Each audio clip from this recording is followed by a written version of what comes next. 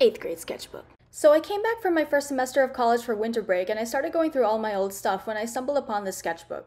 Now this sketchbook was a gift from a friend who later betrayed me, but that didn't stop me from using it. Also, a quick disclaimer before I get into the video. Number one, I don't have a mic, so we're gonna experience some potato audio right here.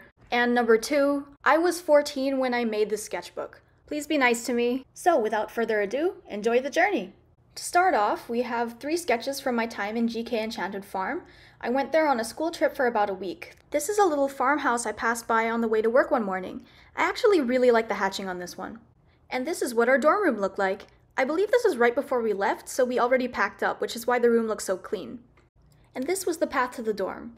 I remember running down there at like 4 a.m. and being terrified of all the frogs.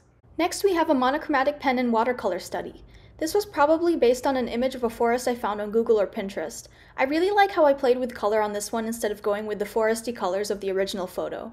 Here are a few more watercolor sketches. This one is also copied off of Google. I don't know why the sky is yellow. Now this angel character is not mine. I believe I copied this drawing off of Pinterest.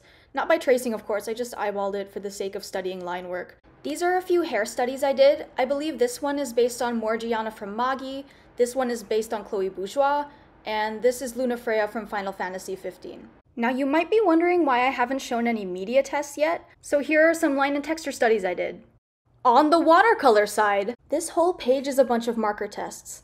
I'll give you a minute to appreciate how many freaking markers I accumulated that year.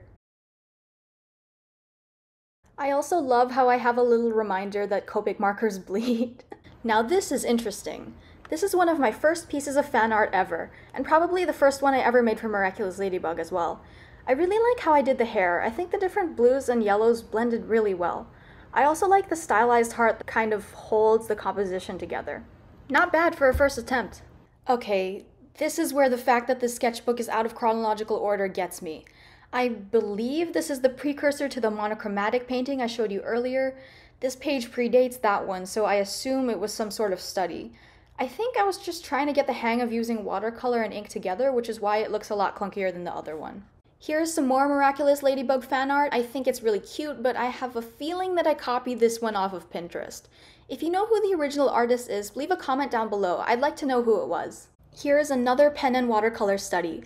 I tried to make this one sort of look like a Polaroid, and I really like the gradient in the water right here. This is some Roy Eye fan art, oh my god. I think this is when I was still getting the hang of markers because some of these colors do not blend very well, but the line art isn't half bad. Remember how earlier in the sketchbook I was practicing mark making in watercolor, but as far as markers go, I'd barely done any swatches? Well, this is probably the result of that. And here is some Sasuke fan art. I used to love him in Naruto, and then I became a huge Neji fan instead. Now this might be my favorite piece in the entire sketchbook. Remember that sketch of the farmhouse in the beginning? This is a full-fledged watercolor painting of that same scene. There's honestly so much to unpack here. Look at the little Carabao and her baby! I did the initial sketch in pencil, then went over it in watercolor, and then went over it with a little bit of ink. So technically this is a mixed media piece, but I call it watercolor just because it's mostly watercolor. I sort of did the same thing here. This is the sunset I saw in GK Enchanted Farm. I painted the background with watercolor and then drew in the black parts with ink. Next page. This is my first OC. I created her in 5th grade and I haven't stopped drawing her since. She looks very different in this rendition compared to her current design, but her personality has remained largely the same. Sort of a tough on the outside, soft on the inside kind of girl. This is a copy of a Raven drawing by Gret Lusky. Love her work. At this point you'll see I went through a phase where I really liked drawing Raven. This one is just a random Robin pose, which I think was in the actual show. Colored in gray because I don't have any green markers. What kind of artist has green markers? Tara is just sort of here. More Raven. She's thick in this one.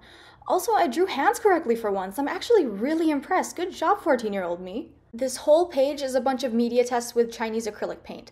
I don't know why I chose flowers and a helmet specifically, but it served its purpose. And even more Raven. Again, the hands are not too bad.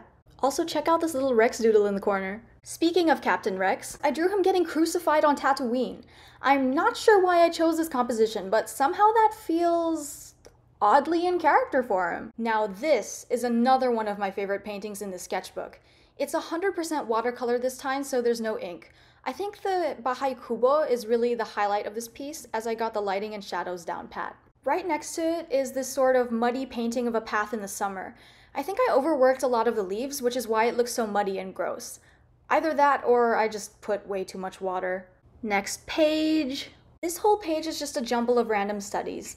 I have a stylized portrait, an attempt at a realistic portrait, some eyes, and a bunch of figures. I think this is where I really started getting into figure drawing and accurate proportions. Here is another purely watercolor sketch. I like how you can tell it's watercolor, but it doesn't look gross like the other one. More figures. I really started getting into drawing the female figure at this age because of all the nice curves and stuff. Also, remember this drawing. We'll come back to it later. These are some portraits I made in my spare time. Normally I only do portraits for school, but this is an exception. This is my friend. He actually appears in a later chapter of my webtoon, The Saberling. This is what he looks like in the webtoon. And this portrait is of my dad when he was a kid. Of all the portraits I've made, I think this one is the most accurate to life.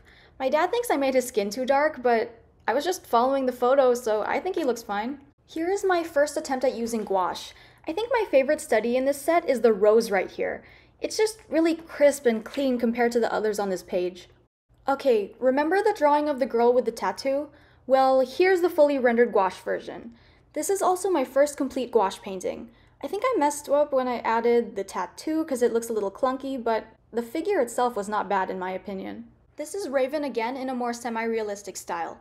Now, this thing took forever to make. I remember coming back to it like months after I thought I'd finished and being like, I want to fix that one part. Not my finest portrait, not my worst either. And finally, last but not least, we have an anatomy study. I found a picture of a dancer on Pinterest and copied her pose. I really wanted to challenge myself to only use ink for this drawing, no pencil at all, so I sketched each body part in red and then outlined the complete body with dark blue ink. That is all for this video. I hope you all had a good time. If you did, don't forget to like and subscribe. This is my first full YouTube video ever, so please feel free to leave a comment below and tell me what you'd like to see next.